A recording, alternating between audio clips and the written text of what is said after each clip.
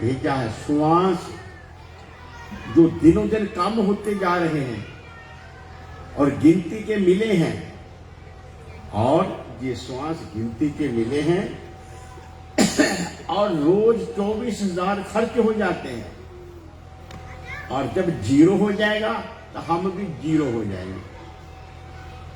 Limit है, limit के अंदर हमें कुछ करना है।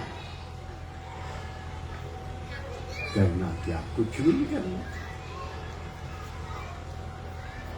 कुछ भी नहीं करना। धोबी को आपने अपना कपड़ा दिया, उसने क्या किया पता नहीं क्या किया, पर कपड़ा जैसा था वैसा होके हमारे पास आ गया। बस हमें जब अपने घर जाना है तो ऐसे ही जाना है जैसे धोबी से कपड़ा हमारे पास आ गया, हमें पसंद आ गया, उसमें मैल नहीं है, अच्छा लग रहा है। जब दुनिया का ख्याल, दुनिया का मोह हमारे में नहीं होगा तो प्रभु हमें भी पसंद करेगा। और मैल स्वाभाविक है, साबुन है तो इसीलिए मैल धोने के लिए, कपड़ा है तो बरतने के लिए, जिंदगी है तो कुछ करने के लिए। जिंदगी में जो कुछ किया ठीक है, पर जब जो कुछ किया उसकी लागत रेट तो हमारे साथ लगी रहती है, मैल लग जाती है। उस मैल को देखना हो तो अपने अंतःकरण में देखो कि कौन कौन सी शक्लें, सूरतें, कौन कौन से स्वाद, कौन कौन से हानि लाभ, कौन कौन से रिश्ते, कौन कौन से बैर विरोध हमारे अंतःकरण पर कब्जा किए हुए हैं। उनका क्या इलाज है? सतगुरु भवसागर से तारते हैं भवसागर से। तो तारने के लिए आपको क्या दवाई देते हैं? नाम देते हैं, जप नाम। जहां दुनिया के ख्याल बैठे हैं और गुरु की मूर्त मन में ध्यान, गुरु के शब्द मंत्र कर मान, गुरु के चरण हृदय ले धारो, गुरु बार परम सदा नमस्कारो। मत कोई भ्रम भूले संसार, गुरु गुण कोई न उतरे पार। किसी को चिंता है इस बात की मैं भजन पर बैठता हूँ थोड़ी देर के लिए तो हमारा दिमाग किन शक्ल और सूरतों में भ्रमण करने लगता है। ये क्यों हुआ? थोड़ी देर तो मान जा रहे मना। नहीं मानता तो जाओ अपने गुरु महाराज जी के पास, उन्हें कहो मेरा इलाज करो। ये शिकायत कभी किसी ने करी है अपने गुरु महाराज जी से? करके देखना, 1 मिनट में कर देंगे वो सीधा।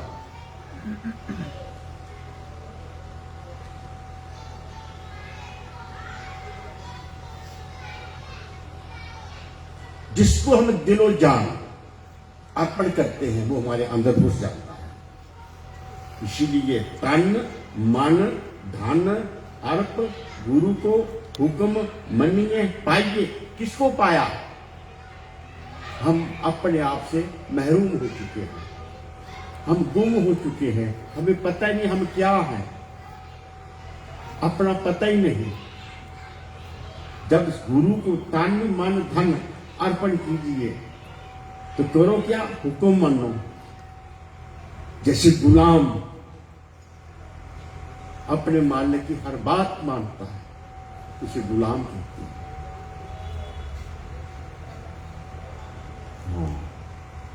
तो क्या दिया? गुरुदेव ने आपको मंत्र दिया जो आपके संकल्प विकल्प की एक दवाई है। क्योंकि बीज में कहा चित्त वृत्ति निरोधा सहयोगा। जो गुरु महाराज जी का मंत्र शब्द योग करता है, उसके दिल दिमाग से जो विकल्प हैं, संकल्प हैं, शक्लें सूरतें हैं, वो भाग जाती हैं। जैसे आकाश पर बादल है, सूरज की धूप नहीं नीचे आएगी, हमारे ख्याल आत्मा का प्रकाश बुद्धि तक नहीं जाने देते, उस ख्याल सामने आ जाते हैं।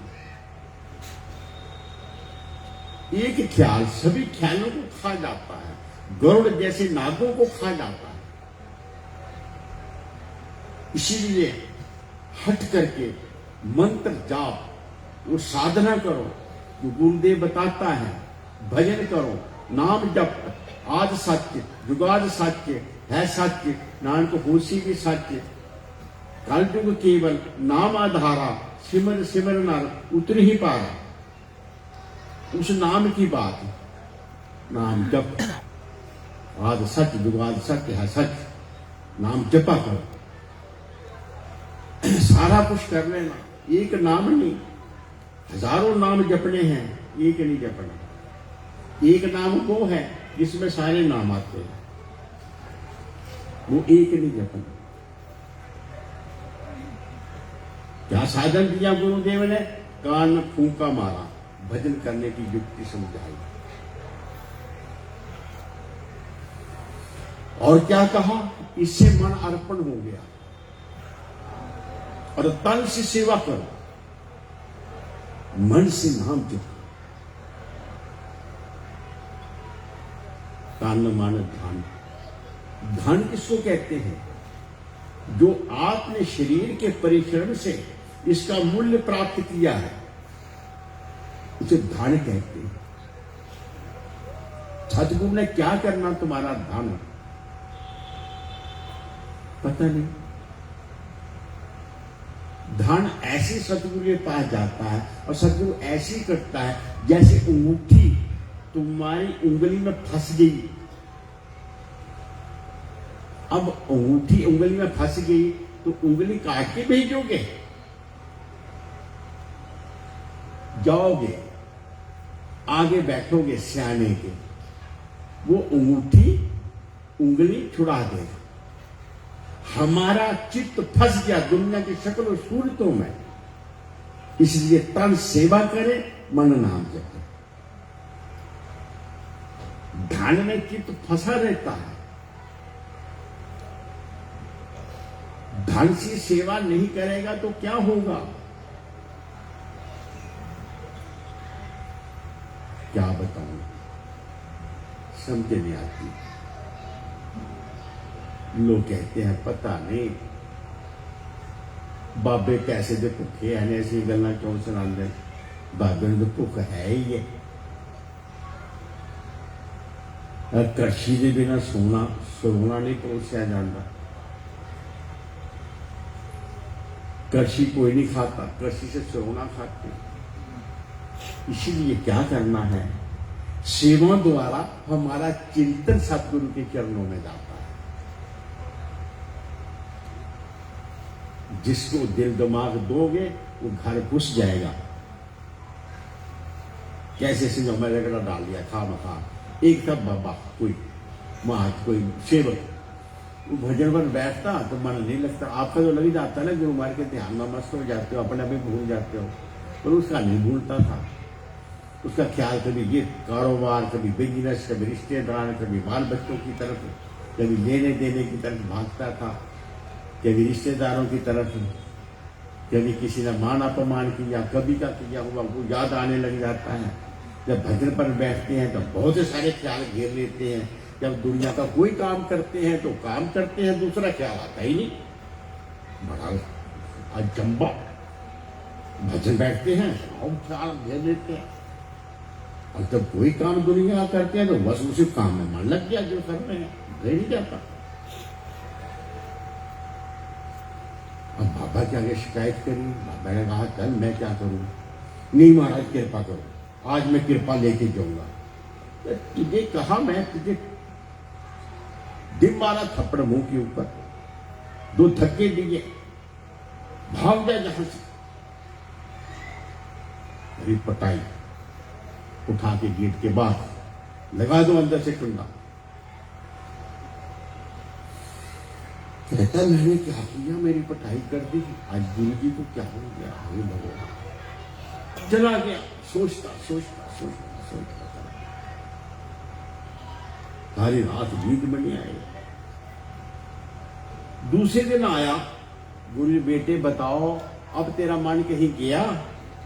महाराज जाना कहाँ था? कीट न जाने भृग को भृंगी की तरह मंगा, मुझे भूले ही नहीं, मेरे सामने रहे। हाँ बेटे, जिससे हम कुछ लेना देना होता है, मन उसी के साथ लगता है। तू ना मुझे कुछ दिया, ना मैं तुझे कुछ दिया, फिर है क्या? मिल गया ना कुछ मेरे से, क्या मिला? उसका मान हनन हो गया। सतगुरु का हर एक्शन, हर कृपा हमारे मान को हनन करती है। मान नाम उस चीज का है जिसने डिवाइड कर रखा है, हमें मालिक से दूर कर रखा है। मान, अहंकार, अभिमान, इस अभिमान को जो गुरु चरणों में भेंट कर देता है, उसको रहस्य खुल जाता है जिंदगी। जिंदगी है क्या चीज? तो क्या मैं बता रहा हूं, श्री गुरु महाराज जी नगर निवासी भगवान ने सत्य नाम को जागृत करके हर मानव मात्र तक, सबको नहीं ना भाई, मार्केट में सामान तो है, कौन ले गया? जिन्हें जरूरत थी, बोलिए, जिन्हें इस चीज की जरूरत होती है कि हम मनुष्य जन्म सफल करें, मर जाना है, क्या करने आए हैं, वो सत्संग में आए। गुरु महाराज जी ने उन सबको अपना प्यार दिया, सतनाम दिया और सारी दुनिया को जगा दिया। बोलो कितना हादसा होता है। श्री गुरु महाराज जी नगरी निवासी भगवान ने 1884 में, 1 फरवरी 1884 को उनका पावन अवतार हुआ। 1902 में आगरा में तपस्या करने गए। 1916 को तपस्या करके फिर गुरु महाराज जी टेरी में परमानंद दयाल जी उनको अपने पास ले आए। 1916 से 18 2 वर्ष वो तप किया था। जो शरीर कृष्ण हो गया था, 2 साल में स्वस्थ बना और गुरु महाराज जी की वही सत्संग करते रहे। और 1919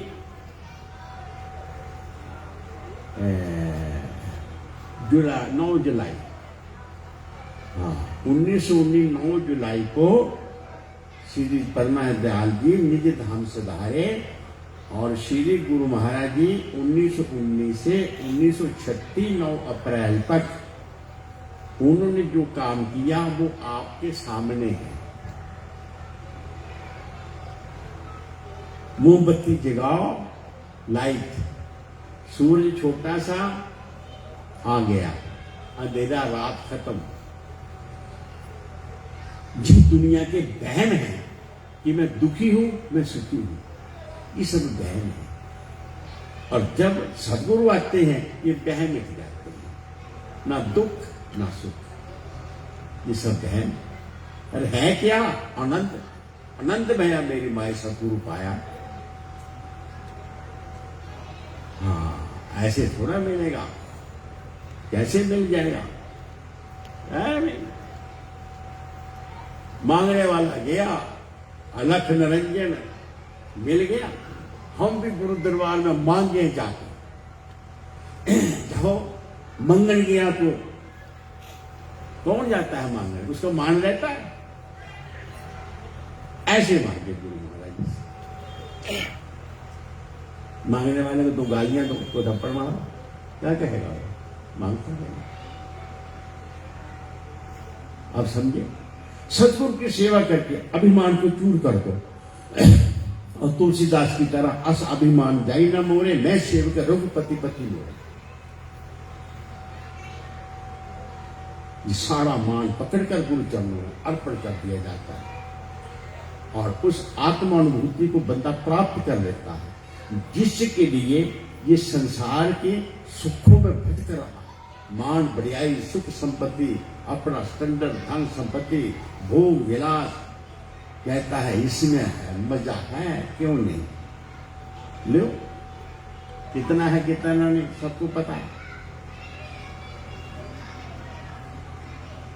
हाँ, तो अभी आपने सत्संग सुना, सब कुछ सुना। मैं केवल में पता नहीं, तो मैं बड़ी देर से आया हूँ और आपने बड़ा अच्छा किया। आप भजन कीर्तन कर रहे हो, सब संगत, कोई बात नहीं।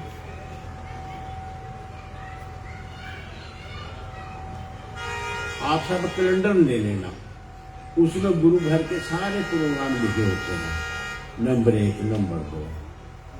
श्रीनगरी साहब में बसंत पंचमी का त्योहार हुआ, ट्रस्ट ने अपनी तरफ से जो सेवाएं करी, पर जो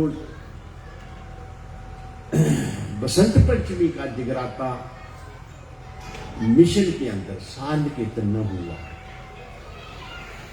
लंगर भी चलता रहा और लंगर बड़े लंगर में भी चलता रहा, बड़े अच्छे तरीके से सब संपन्न हुआ। आप नगरी साहब जाया करो, जैसे पहले जाते थे ऐसे जाया करो। आप कोई बहाना कर जाते हैं, गुरु घर में जो प्रोग्राम होते हैं ना, तो पुराना पता नहीं कुछ है, कोई भूत जो दिखाई तो देता नहीं है, तो उससे लोग डरते हैं। तो मैंने तो देखा नहीं है, नाम सुना उसका, और मैं अपनी संगत को देखा तो सारे तकड़े हैं, हट्टे कट्टे हैं।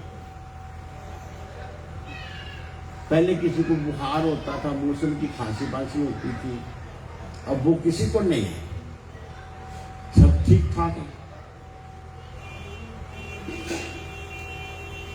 सबकी सेहत ठीक है, सबके चेहरे पे तेज है, सब तंदुरुस्त है, पहले से ज्यादा है। क्यों? महात्मा लोग ऐसे टीके लगाते हैं जिससे ईश्वर, परमात्मा और मौत सदा याद रहे। जब ईश्वर और मौत याद रहता है तो बंदा को पाप नहीं करता, समझे? दूसरा, प्रशासनिक पाबंदियां ऐसी हैं कि आप बेकार कहीं घूम फिर नहीं सकते, बेकार ऐशोराम के लिए पैसा खर्च करने के लिए इधर उधर भागते नहीं है। भागो जब पकड़े जाओ, कितनी अच्छी बात है।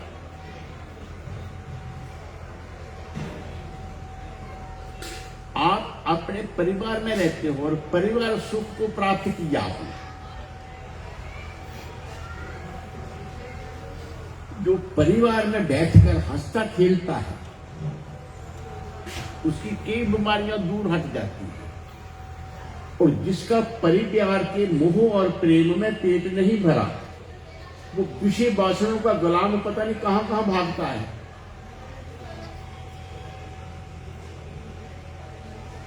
जो स्वास्थ्य पर और मन के ऊपर बुरा असर डालते हैं।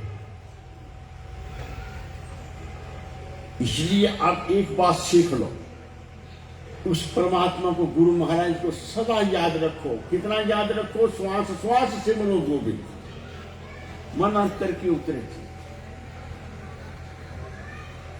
सदा याद रखो।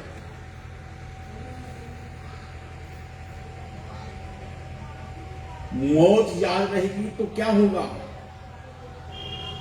मुझे पता नहीं क्या होगा, क्या कहना, कोई बात नहीं। इतने सारे फायदे हैं आपको, तो इन फायदों में जिस प्रकार से आप दुनिया के कामकाज करते आ रहे हैं, कोई छोड़ा नहीं, अपने परमार्थिक काम को भी उसी प्रकार साथ चलाते रहो, सेवा करते रहो, भजन करते रहो, अपने गुरु स्थानों पर जाते रहो, अपने महापुरुषों से सत्संग सुनते रहो, उनकी सेवाएं करते रहो, बहाने ना करो। अच्छा होगा, याद रखना। अब आपको बताऊं, अब बसंत हो गई, बसंत 21 किसी थी, 15 रात दिखराता था, 16 की बसंत थी। देखो मिशन की बात है, सांस्कृतिक मिशन के सिस्टम क्या है। तो बसंत हुई 16 फरवरी और 40 दिन गिनो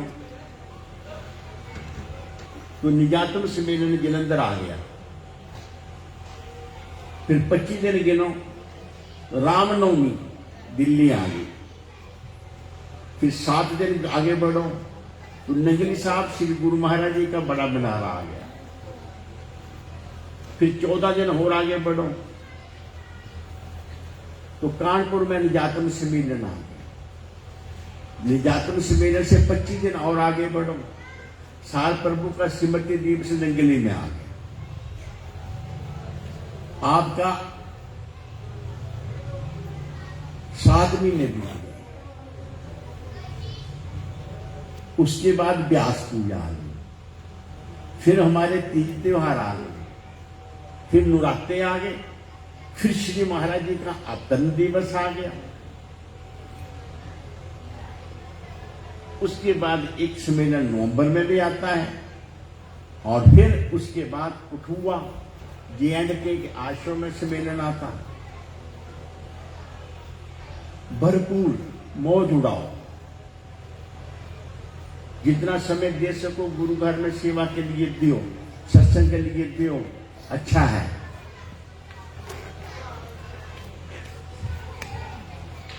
एक बात और बताऊं, यहां जितने लोग बैठे हैं, मैंने एक बार सोचा कि हमने जितना भी कब्जा कर रखा है, चाहे हमारा अपना शरीर है, चाहे बड़े बड़े टावर लगे हैं, या बड़ी बड़ी सड़कें बन रही हैं, तो बड़े बड़े हेलीकॉप्टर जहाज उड़ रहे हैं, हिंदुस्तान ने बहुत तरक्की करी है। आप सोचते हो कि भारत की इतनी बड़ी तरक्की किसने करी है? आप बता सकते हो? एक 70-80 साल का बुजुर्ग देखो, उसने करी है। पता आपको? क्योंकि जब हिंदुस्तान गुलाम था, वो पैदा हुआ, तो धीरे धीरे वो बड़ा होया। जैसे जैसे वो खुद तरक्की करने लगा और बूढ़ा होता गया, वैसे वैसे भारतवर्ष भी जवान होता गया। तो आज उन बूढ़ों की कोई बात नहीं पूछता, उनकी सेवाएं नहीं होती, क्योंकि उन्हें बोलना नहीं आता है ना। इस एक दर्द के लिए हमको क्या करना चाहिए? हमको अपने घर में अपने बुजुर्गों की सेवा करो। भगवान की पूजा नहीं हुई, भगवान को भोग नहीं लगा, तो भगवान माफ कर देगा, कोई बात नहीं। वो बड़ा है, उसको बहुत भोग लगाने वाले हैं, तो आपने लगाया तो सब। लेकिन अगर बुजुर्गों के प्रति कोई ऊर्णता रह गई तो आपकी रूह माफ नहीं करेगी। पता आपको? और इसके लिए क्या, एक इसी प्रकार मानव सेवा केंद्र नगरी साहब में तैयार हो रहा है। तैयार हो गया समझो, प्लानिंग तो उसकी बड़ी है। एक बिल्डिंग 40 कमरे की 3 मंजिला तैयार है, जिस पर लिफ्ट भी, सीढ़ियां भी और पैदल भी जा सकते हैं रैक से। वो नीचे की मंजिल तैयार हो रही है, महाराज जी का भंडारा आएगा, स्मृति दिवस उसका उद्घाटन हो जाएगा। और वो लोग, उन्हें सहूलत मिलेगी, आराम मिलेगा। जो भजन करता, घर में भजन नहीं होता भैया, सारी उम्र जिन्हें पाला, उनका दुख सुख हमारे अंदर पहले घुस जाता है, नहीं नाम जपने देता। और उनकी ड्यूटी भी देना पड़ती है, थोड़ा ठारी नहीं होता। तो जब पीठ करें, किधर पीठ करनी, सारी जिंदगी जो हमने व्यवहार किया है उसकी तरफ पीठ करें, हमारा रुख हो अपने परमार्थ की तरफ। उसके लिए ये साधन है।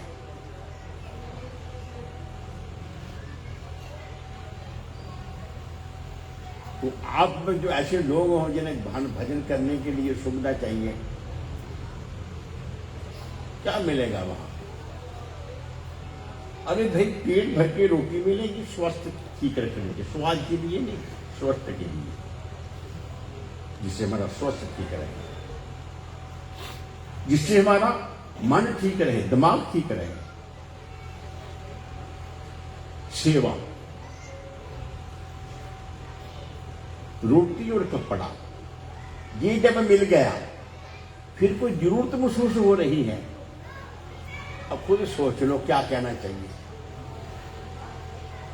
भोजन मिल गया पेट भर की, तन को कपड़ा मिल गया, शरीर में दुख सुख क्या है तो दवाई मिल गई। उसके बाद फिर मन कहीं भाग रहा है तो उसे क्या कहना चाहिए? ये खुद इस सवाल का जवाब अपने से आप लो। जी खाकर फिर ईश्वर का भजन करो, और सारी जिंदगी जो कुछ आपने नॉलेज प्राप्त करी है, उस नॉलेज से बाल बच्चों को जन्म दिया, पाला, अब वो नॉलेज समाज को दान करो, मानव सेवा करो। कितनी अच्छी बात है। आज जो बुढ़ापा होने तक नॉलेज है वो सोने के बराबर है। तुम्हारा परिवार उसको यूज नहीं करेगा, जिंदगी में याद रखना। और समाज में जितने भी हैं वो सब उसे फायदा उठाते हैं। अपने बेटों को सलाह मशवरा दो, वो नहीं लेते, वो कहते इसकी आदत है, सारी उम्र ऐसे कहता रहा। उसे मानव सेवा केंद्र कितना बड़ा समाज का हित होता है। कोई बड़ी बड़ी पोस्टों से रिटायर होते हैं, जैसे कोई जज है, वो वकील है, अब बूढ़ा हो गया। अगर वो अपना अदालत बना ले और जितनी खेखवारी होती है, मान अपमान के झूठे मुकदमे, पति पत्नियों को, भाई बहन के, भाइयों के आपस में खा के, जिससे वकील फायदा उठाते हैं, रोटी कमा के खाते हैं, वो सारे बच जाएंगे।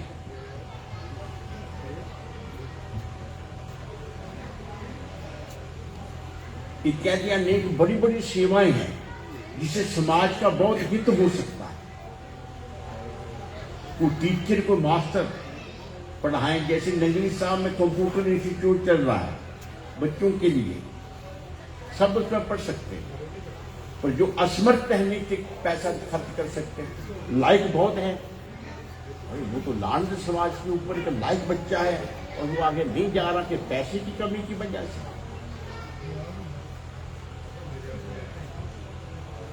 तो वो वहां पढ़ते हैं, उनको फायदा मिलता है इत्यादि।